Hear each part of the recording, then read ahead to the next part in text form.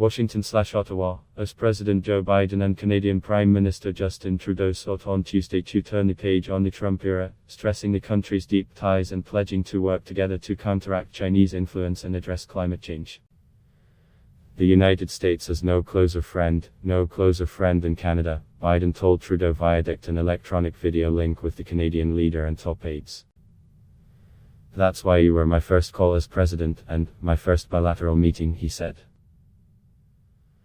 After talking for about 2 hours, the two leaders emerged and said they planned to work closely together to beat the COVID-19 pandemic and combat climate change, with a goal of achieving net zero emissions by 2050. Trudeau also thanked Biden for reiterating us support for the release of 2 Canadians held by China, Michael Spavor and Michael Kovrig. "Human beings are not bartering chips," Biden said. "We are going to work together until we get their safe return." Biden and Trudeau did not take questions after delivering their remarks. Trudeau welcomed the Biden administration, citing in particular Washington's renewed attention to climate change in contrast to former US President Donald Trump. "Thank you again for stepping up in such a big way on tackling climate change. US leadership has been sorely missed over the past years," the Prime Minister said. Canada has often been a US president's first foreign stop, but the COVID-19 pandemic turned the sit-down between the two leaders and some of their top deputies into a virtual affair. Biden, Vice President Kamala Harris and other officials, all wearing dark masks, sat at a long table in a White House meeting room, near a large video screen beaming in Trudeau's image from Ottawa. A Canadian government source said there had been no progress on the possibility of Canada accessing COVID-19 vaccines produced in the United States. "Canada is currently receiving doses from plants in Europe. We are focused on ourselves, the United States is focused on itself. They feel they have a supply shortage, so there is no news on that front," said the source, who requested anonymity given the sensitivity of the situation. Rekindled alliance. Biden irritated Ottawa shortly after taking office on January 20 by blocking the $8 billion Keystone XL pipeline project to pump oil sands crude from Alberta to Nebraska, and proposing a Buy American program aimed at directing more spending toward domestic manufacturers.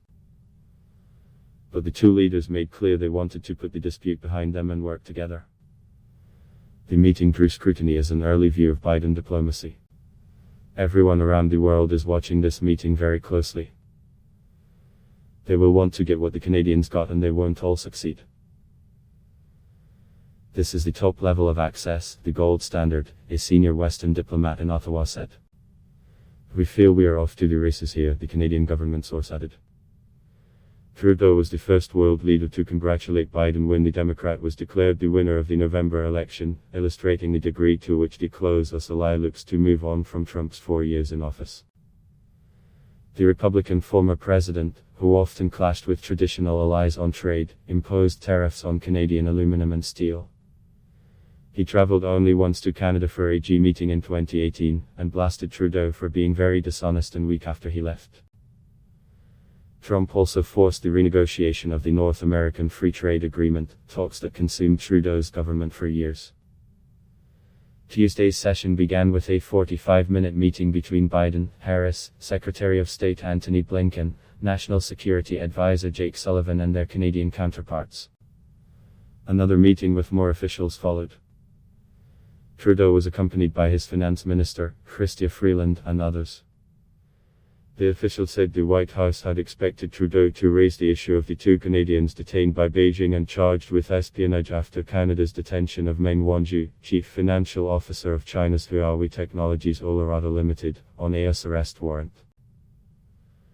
Biden also said the leaders would work closely to strengthen supply chain security and resilience, and to drive a robust post-pandemic economic recovery that benefits everyone, not just those at the top.